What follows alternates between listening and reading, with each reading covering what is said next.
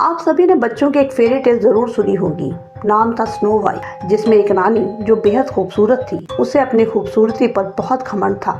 वो नहीं चाहती थी कि कोई उससे ज्यादा सुंदर हो। अपने जादुई आईने से वो रोज पूछा करती थी कि क्या उससे सुंदर वहाँ कोई है। पर जब वो जादुई आईना उसकी ही बेटी को उससे सुंदर बताता है तो रानी अपनी ही बेटी की जान की दुश्मन बन जाती है। इस कहानी को सुनकर सभी यही कहेंगे कि ये एक फेरी टेल है। असल जिंदगी में ऐसा नहीं होता, लेकिन हाल ही में हरियाणा से आई एक खबर ने इस कहानी को फिर से जिंदा कर दिया, जहां एक ही परिवार में एक के बाद एक हुए 4 बच्चों के कत्ल के पीछे की कहानी ने सभी को चौंका दिया। ये कहानी है ऐसी महिला की जिसे अपनी खूबसूरती पर नाज था, साथ ही उसके अंदर एक जलन भी थी कि कोई उससे ज्यादा सुंदर ना हो, और इस जलन में उसने जो कुछ किया वो हैरान कर देने वाला था।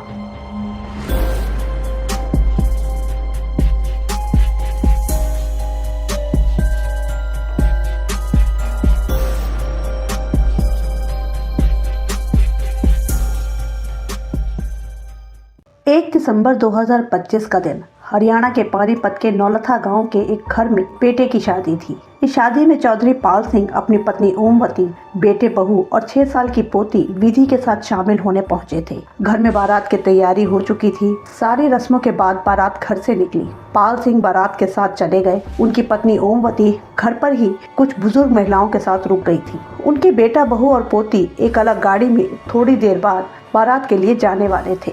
वो अपनी तैयारी में लगे हुए थे और विधि वहीं घर में खेल रही थी। आधे पौने घंटे के बाद उसके माँ बाप उसे लेने पहुँचे, लेकिन विधि घर में नहीं मिली। उसे ढूंढना शुरू किया गया। घर के अंदर बाहर पड़ोसियों से पूछा, पर विधि वहाँ नहीं थी। काफी देर ढूंढने के बाद ओमवती ने पाल सिंह को फोन करके सारी बात बताई और उनसे पूछा कि कहीं विधि बारात के साथ वहाँ तो नहीं चली गई। अब पोती के गायब होने की खबर सुनकर पाल सिंह फौरन घर वापस आने के लिए निकल पड़े। उधर घर में विधि को सब तलाश कर रहे थे। इसी बीच कुछ लोग ऊपर की मंजिल पर बने घर के स्टोर तक पहुंचे, जिसमें शादी का सारा सामान रखा हुआ था। यहाँ दरवाजे पर बाहर से कुंडी लगी थी। अब बंद कमरे में बच्ची कैसे हो सकती थी, फिर भी सभी एक बार चेक कर लेना चाहते थे।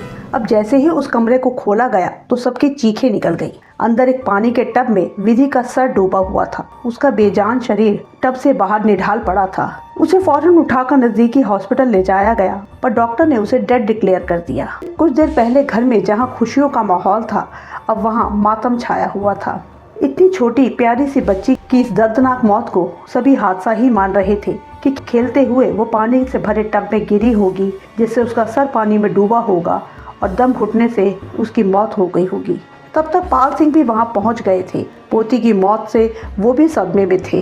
चौधरी पाल सिंह हरियाणा पुलिस से सब इंस्पेक्टर की पोस्ट से रिटायर हुए थे। अब पुलिस ऑफिसर होने के नाते वो स्टोर तक गए जहां विधि मरी हुई मिली थी। उन्हें बहुत अजीब लगा कि वो पानी का टब बहुत छोटा था। अगर विधि एक्सीडेंटली वहां गिरी भी होती तो थोड़ा छटपटाने के बाद वो आसानी से टब से निकल सकती थी। उसका शरीर टब से बाहर था। पाल सिंह को कुछ भी ठीक नहीं लग रहा था। जल्दी ही उन्हें पता चला कि स्टोर के दरवाजे पर बाहर कुंडी लगी हुई थी। अब तो उन्हें विश्वास हो गया कि कुछ गड़बड़ जरूर है। उन्होंने फौरन नजदीकी पुलिस स्टेशन में इसकी रिपोर्ट दर्ज करवाई। पुलिस ने भी आकर जांच शुरू की। घटनास्थल पर वो छोटा टब, दरवाजे पर कुंडी का लगा होना, ये सब पुलिस वालों के लिए शक की वजह थी कि बच्ची की मौत एक्सीडेंट नहीं हो सकती। पुलिस ने घर में पूछताछ शुरू की कि कौन कौन शादी में आया था और बारात के जाने के वक्त घर में कौन कौन था। इसी पूछताछ के दौरान पुलिस को पता चला कि किस खानदान में पहले भी इसी तरह से पानी में डूबने से 3 और बच्चों की अलग अलग समय पर मौत हो चुकी थी। लोग इसे दुर्भाग्य, बुरी नजर जैसी बातों से जोड़कर देख रहे थे। पुलिस ऐसी बातों को नहीं मानती, पर उन्हें यकीन था कि जरूर ये सब किसी शख्स ने किया है। किस्मत से उस घर के पड़ोस वाले घर में ही पुलिस को सीसीटीवी लगा हुआ मिला। पुलिस ने उस हादसे के टाइम ड्यूरेशन की सीसीटीवी फुटेज चेक की। उन्होंने देखा कि बारात के जाने के बाद तक विधि घर में ही दिखाई दे रही थी। बारात जाने के बाद घर में शांति थी। कुछ देर बाद लगभग 30 साल की एक महिला घर के दरवाजे से बार बार अंदर बाहर आते जाते दिखाई दी। उसकी बॉडी लैंग्वेज नॉर्मल नहीं थी। वो परेशान थी और बहुत बेचैन दिखाई दे रही थी। अभी तक की जांच में यही महिला पुलिस को सस्पिशियस लग रही थी। उसके बारे में पूछा गया तो पता चला कि उसका नाम पूनम है। रिश्ते में वो बच्ची की चाची लगती है। एक दिन पहले ही वो शादी अटेंड करने के लिए अपने पति और ससुराल वालों के साथ वहां आई थी। लेकिन उसकी तबीयत बिगड़ जाने से वो बारात में नहीं गई। जब पुलिस पूनम के बारे में पूछताछ कर रही थी तो एक महिला ने बताया कि जब सभी विधि को ढूंढ रहे थे उससे कुछ देर पहले ही उसने पूनम को देखा था। वो अजीब घबराई हुई सी थी और उसके कपड़े भी भीगे हुए थे। उस महिला को भी ये काफी अजीब लगा कि थोड़ी देर पहले अपनी तबीयत खराब बताने वाली पूनम भरी सर्दी में गीले कपड़ों में क्यों थी। पुलिस को भी अब कड़ियां जुड़ती हुई दिखाई दे रही थी। पुलिस ने बिना देर किए पूनम को हिरासत में लिया और पूछताछ के लिए वो थाने ले आई। थोड़ी देर के सख्ती के बाद ही पूनम ने जो कहानी सुनाई उससे सिर्फ विधि ही नहीं बल्कि इस खानदान में पिछले 3 सालों में हुई 3 बच्चों की मौत का भी सनसनीखेज खुलासा हुआ, जिसे जानकर उस खानदान के हर शख्स की रूह कांप गई कि घर की ही एक महिला अपने सनक में इन कत्ल को अंजाम दे रही थी और इन हत्याओं के पीछे का कारण तो और भी अजीबोगरीब था। पूनम पानीपत की रहने वाली थी। उसने एमए करने के बाद बीएड किया था। वो टीचर बनना चाहती थी। वो बचपन से ही बहुत सुंदर थी, इस वजह से ही वो सबकी लाडली भी थी। परिवार में वो कहीं भी जाती सब जगह उसे काफी अटेंशन दिया जाता। उम्र के साथ साथ उसकी खूबसूरती भी बढ़ती गई। घर परिवार रिश्तेदार दोस्त सभी उसकी सुंदरता की तारीफ करते थे। पूनम को भी इस बात का एहसास था या यूँ कहें उसे अपनी खूबसूरती पर नाज था। पढ़ाई पूरी करने के बाद 2019 में पूनम की शादी सोनीपत के नवीन से हो गई। वहाँ भी उसकी सुंदरता की तारीफ होती। 2020 में उसके एक बेटा हुआ, लेकिन इत्तेफाक से उसके बेटे का रंग रूप अपने पिता जैसा था। अब ये तो कुदरती होता है कि बच्चे का रंग रूप कैसा होगा। इस दुनिया में जितने लोग पैदा होते हैं ऊपर वाला हर एक को एक चेहरा मोहरा शक्ल सूरत और सीरत देता है। ये हमारे हाथ में नहीं है कि कौन कैसा दिखेगा, और बच्चे तो सभी सुंदर होते हैं और इसीलिए उन्हें भगवान का रूप कहा जाता है। लेकिन पड़ोसी रिश्तेदार अक्सर पूनम को टोक देते थे कि उसका बेटा उसके जैसा सुंदर नहीं है। जब भी उसके बेटे की तुलना दूसरे बच्चों से की जाती तो उसे बहुत बुरा लगता था। उसकी ननद और जेठानी दोनों की बेटियां थी जो बहुत सुंदर थी। जब परिवार में कोई फंक्शन होता सब लोग इकट्ठे होते तो इन बच्चियों को बहुत ज्यादा टेंशन मिलती थी। धीरे धीरे पूनम के दिमाग में से लेकर अजीब ख्याल आने लगे कि एक तो उसका अपना बेटा सुंदर नहीं है और दूसरा उन बच्चियों को देखकर अक्सर कहा जाता कि ये बड़ी होकर बहुत सुंदर बनेगी। अब पूनम आज तक अपनी सुंदरता की तारीफ सुनती आई थी। अपने सामने किसी और की खूबसूरती की तारीफ उसे पसंद नहीं आ रही थी। इन बच्चियों की तारीफ से उसे जलन होती थी कि बड़ी होकर ये और भी सुंदर बनेगी तब उसे कौन पूछेगा। समय के साथ साथ इस ख्याल ने उसे बेचैन कर दिया था। वो हर वक्त यही सोचती कि खानदान में किसी और के सुंदर होने से उसकी वैल्यू घट जाएगी। टाइम के साथ साथ उसकी जलन और भी गहरी होती जा रही थी। उसके सामने जब भी किसी और की सुंदरता की तारीफ होती उसे बर्दाश्त नहीं होता था कि कोई और उससे ज्यादा सुंदर कैसे हो सकता है। ये सोच उसे परेशान करने लगी थी। जनवरी 2023 में पूनम की ननद अपनी 9 साल की बेटी इशिका के साथ मायके आई हुई थी। घर में इशिका सभी की लाडली थी। वो बहुत सुंदर थी। परिवार और पड़ोसी सभी उसकी तारीफ करते थे। इस बार उसे देखने के बाद पूनम को बहुत अजीब ख्याल आने लगे। उसे बच्ची की तारीफ बर्दाश्त नहीं हो रही थी। उसकी सोच अब एक साइको या मनोरोगी जैसी हो चुकी थी कि कोई उससे सुंदर कैसे हो सकता है। उसने मन ही मन एक भयानक फैसला किया। 12 जनवरी 2023 को जब घर में कोई नहीं था, इशिका और पूनम का बेटा शुभम साथ खेल रहे थे। वहाँ घर में एक पानी की हौदी बनी हुई थी। गाय भैंस जैसे जानवरों के पानी पीने के लिए इसमें पानी भरा जाता है। मौका पाते ही पूनम इशिका को साथ पकड़ के ले गई और घर में बनी पानी की हौदी में उसने इशिका को फेंक दिया और उसका सर तब तक पानी में डुबोकर रखा जब तक इशिका की मौत नहीं हो गई। इशिका को मारने के बाद उसे बहुत अच्छा लग रहा था, लेकिन जैसे ही वो पलटी वहाँ उसका 3 साल का बेटा शुभम खड़ा था, जिसने पूनम को इशिका को मारते हुए देख लिया था। पूनम घबरा गई कि बेटा छोटा है तो क्या, वो बोलता है बातों ही बातों में उसने किसी को कुछ बता दिया तो। और वैसे भी उसके सुंदर न होने पर पूनम को बहुत बुरा लगता था। अब उसने बिना कुछ सोचे समझे अपने बेटे को भी उसी तरह से पानी में डुबोकर मार डाला। इन 2 कत्लों को करने के बाद वो बहुत सुकून महसूस कर रही थी कि इशिका के मरने के बाद उसकी खूबसूरती को टक्कर देने वाला अब कोई नहीं है और दूसरा कत्ल का चश्मदीद भी अब खत्म हो चुका है। घर में 2 बच्चों की मौत से हड़कंप मच गया था। सभी दुखी थे। सभी से हादसा मान रहे थे कि दोनों बच्चे खेलते हुए शायद हौदी में गिर गए होंगे। उस वक्त घर में सिर्फ पूनम ही थी, लेकिन कत्ल जैसी किसी साजिश का शक किसी को नहीं था, क्योंकि पूनम का खुद का इकलौता बेटा भी इसका शिकार हुआ था। पूनम का रो रो कर बुरा हाल था, उस पर कोई शक करता भी कैसे। परिवार ने इसे दुर्भाग्य और किस्मत का खेल समझ लिया। कुछ टाइम बीता, लेकिन अब पूनम के बिहेवियर में बहुत बदलाव आ गया था। बेटे की मौत के बाद वो कई बार सदमे में दिखाई देती थी। वो बार बार बेहोश हो जाती, जोर जोर से रोने लगती, जैसे वो मेंटली डिस्टर्ब हो चुकी थी। अब ये सब सचमुच था या दिखावा, ये कोई समझ नहीं पाया।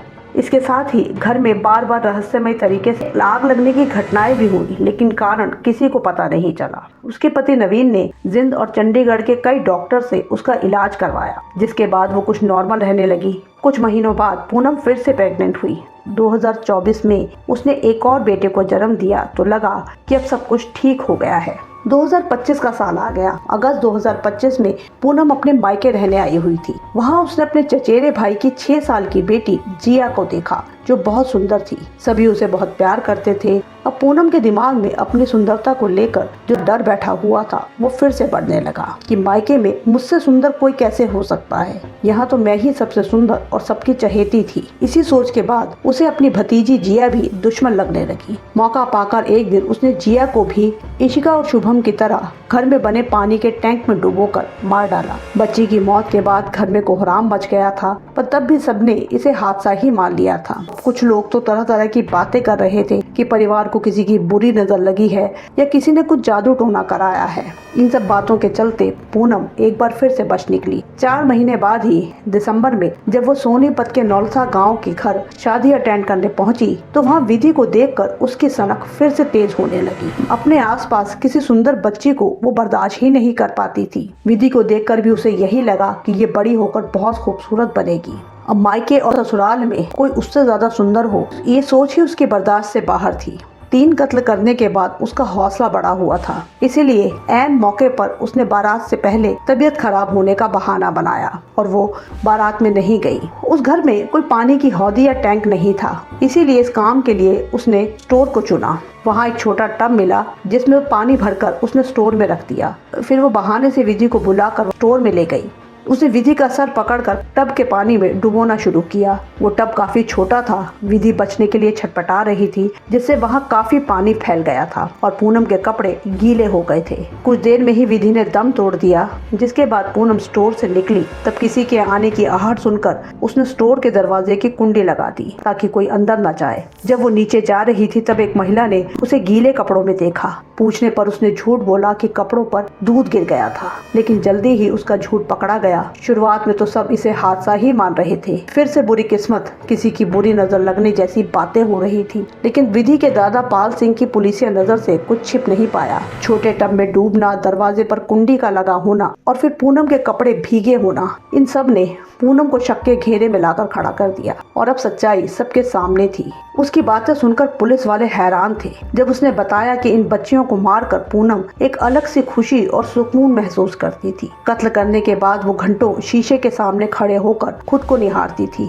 कि अब उससे सुंदर कोई नहीं है, मैं ही सबसे सुंदर हूँ। जब उससे पूछा गया कि उसने सभी बच्चों को एक ही तरह से पानी में डुबोकर क्यों मारा, तो उसका कहना था कि पानी में सर डुबोने के बाद उठते हुए बुलबुलों से पता चल जाता है कि कब तक बच्चे की सांस चल रही है। जब पानी से बुलबुलें आने बंद हो जाते थे तो मुझे तसल्ली हो जाती थी कि बच्चा मर चुका है। इस केस में पुलिस वाले किसी साइकियाट्रिस्ट से भी सलाह लेने की सोच रहे हैं। पूनम पुलिस कस्टडी में है। विधि के कत्ल के साथ साथ पुलिस पूनम पर जनवरी 2023 और अगस्त 2025 में हुए पिछले 3 कत्ल का केस दर्ज करने की भी योजना बना रही है, जिससे जुड़ी हुई FIR उन इलाकों में दर्ज करा दी गई है।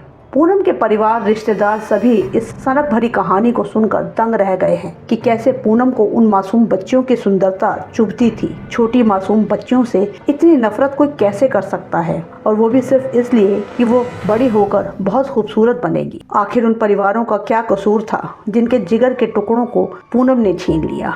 उनका जख्म शायद कभी नहीं भर पाएगा, पर पूनम की गिरफ्तारी के बाद कम से कम उस परिवार में आगे आने वाली भी बच्चियों की जान बच गई है।